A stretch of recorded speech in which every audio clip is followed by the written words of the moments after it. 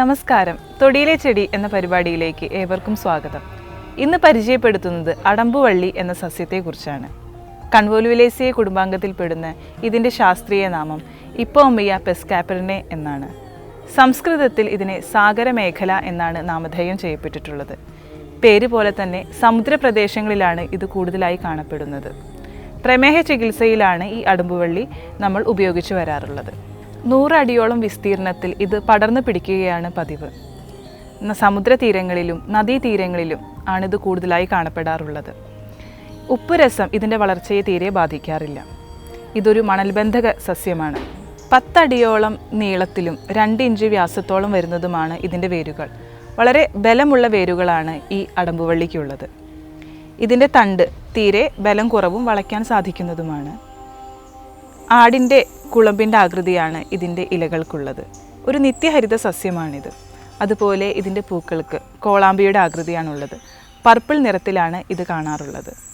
ഈ സസ്യത്തിൻ്റെ എല്ലാ ഭാഗങ്ങളും ഔഷധയോഗ്യമാണ്. കഷായ രസമാണ് ഈ സസ്യത്തിനുള്ളത്. പ്രമേഹം, വ്രണങ്ങൾ, ത്വക്ക് സംബന്ധമായ അസുഖങ്ങൾ, മൂത്രക്കടച്ചിൽ എന്നിവയ്ക്കാണ് ഇത് സാമാന്യമായി ഉപയോഗിച്ചു വരാറുള്ളത്.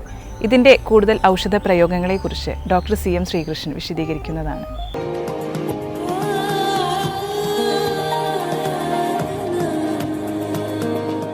ഈ അടമ്പുവള്ളി അത് ഈ വിശപ്പ് ഉണ്ടാവാനും രുചി ഉണ്ടാവാനും വളരെ നല്ലതാണ്. ഇപ്പോൾ സാധാരണ ഭക്ഷണത്തിനും രുചിയില്ലാത്ത ആൾക്കാർ ഇത് ചതച്ചിട്ട് ലേശം ഉപ്പ് ചേർക്കുക. ചതച്ച് ഉപ്പ് ചേർത്ത് ഈ ചമ്മന്തി പോലെ ആക്കിയിട്ട് കഴിച്ചാൽ നമ്മൾ ഈ വേപ്പിലക്കട്ടിയൊക്കെ ഉണ്ടാക്കും. അതുപോലെ ഈ വേപ്പിലക്കട്ടിയിൽ വേണമെങ്കിൽ ഇത് ചേർക്കാം. ഉപ്പിട്ടിട്ട് നന്നായി ചതച്ചിട്ട് ലേശം കഴിച്ച് കഴിഞ്ഞാൽ രുചി ഉണ്ടാവും.